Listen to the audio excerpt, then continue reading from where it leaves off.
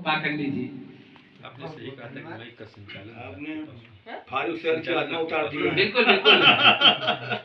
मैंने उनकी पहली यही कविता तकिया के मेले में सुनी जी थी। तब से वो हमारे फारूक भाई फारूक सर की है। तब से मालूम क्या अब है? आप प्रोग्राम करिएगा तो संचालन इनको दीजिएगा। बढ़िया। अरे नहीं नहीं, हम नहीं, परमानेंट संचालक ही हैं ये। नहीं आप प्रोग्राम बहुत अच्छा कर पाते हैं ना। जी जी।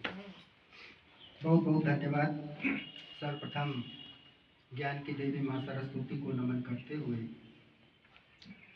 पावन धाम को चरण स्पर्श जी जी। और आप सब लोगों की गरिमा मन उपस्थिति। अच्छा हम लोग कभी चरण स्पर्श आपके चरण नहीं स्पर्श हैं क्योंकि आप मुझे पहले। आप सब लोगों की गरिमा मन उपस्थिति को सादर नमन। हम सभी लोग किसी ना किसी तरीके से अपने गांव से जुड़े होते हैं। आइए कुछ देर के लिए हम आप सब लोगों को गांव ले चल रहे हैं। स्वागत भैया।